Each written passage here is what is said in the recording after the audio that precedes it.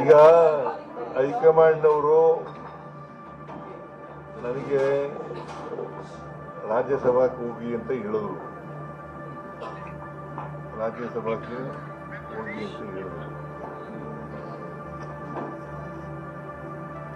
ನಾನು ಬಹಳ ವಿನಮ್ರವಾಗಿ ಆಗಲ್ಲ ಅಂತ ಹೇಳಿದೆ. ನಾನು ರಾಷ್ಟ್ರ ರಾಜಕಾರಣದಲ್ಲಿ ನನಗೆ ಆಸಕ್ತಿ ಇಲ್ಲ, ರಾಜ್ಯ ರಾಜಕಾರಣದಲ್ಲೇ ಇರ್ತೇನೆ ಅಂತ ಹೇಳಿದ್ದೆ. ನನಗೆ ಇನ್ನ ಜನ ಆಯ್ಕೆ ಮಾಡಿರೋದು ನನಗೆ 5 ವರ್ಷಕ್ಕೆ, ಇನ್ನೂ 2 ವರ್ಷ ಇದೆ.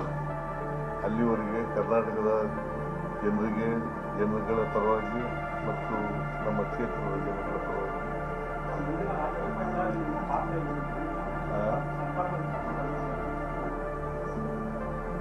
ನಾನು ಈಗಾಗಲೇ ಹೇಳಿದ್ದೀನಿ,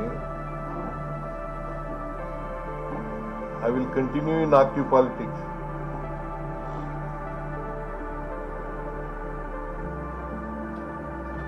ನಾನು ಕೋಮು ಶಕ್ತಿಗಳ ವಿರುದ್ಧ ಹೋರಾಟ ಮಾಡ್ತೀನಿ ಅಂತ ಹೇಳಿದ್ದೀನಿ. ರಾಜಕೀಯ ಪಾತ್ರ ನಾನು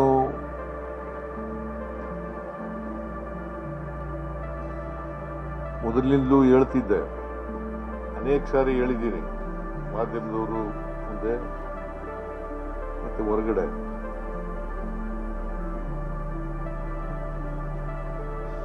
ಹೈಕಮಾಂಡ್ನವರು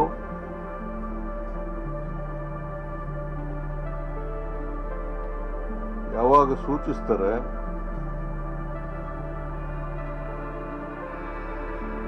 ಆವಾಗ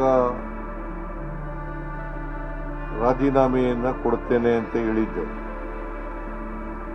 ಅದರ ಪ್ರಕಾರ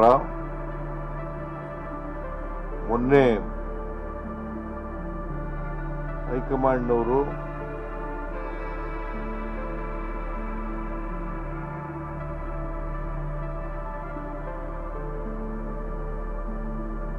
ರಾಜೀನಾಮೆ ಕೊಡಿ ಅಂತ ಹೇಳಿದ ಮೇಲೆ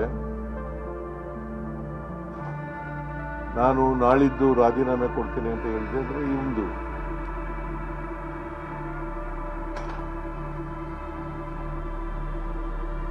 ಹಾಗಾಗಿ ಇವತ್ತು ರಾಜೀನಾಮೆಯನ್ನು ಸಲ್ಲಿಸ್ತಾ ಇದ್ದೇನೆ.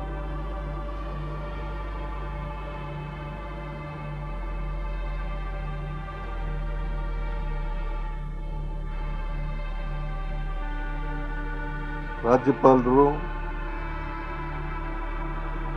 ನನ್ನ ರಾಜೀನಾಮೆ ಪತ್ರವನ್ನು ಅವರು ಬಂದ ಮೇಲೆ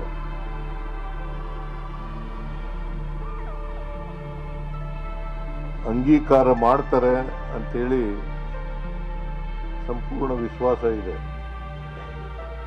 ಯಾಕಂದ್ರೆ ಸಂವಿಧಾನದ ಪ್ರಕಾರ ಮಾಡಲೇಬೇಕು.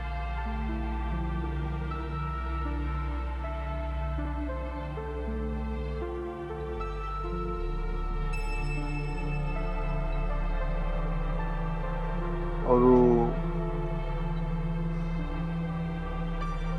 ಪ್ರೊಸೀಜರ್ ಏನ್ ಮಾಡ್ತಾರೆ ಅದು ಅವ್ರಿಗೆ ಬಿಟ್ಟಿದ್ದು. ಆದರೆ ಒಂದ್ಸಾರಿ ಮುಖ್ಯಮಂತ್ರಿಗಳು ರಾಜೀನಾಮೆ ಕೊಟ್ಟ ಮೇಲೆ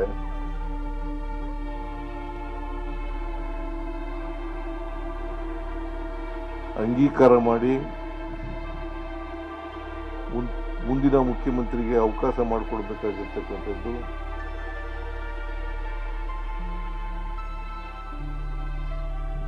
ಅವರ ಜವಾಬ್ದಾರಿ.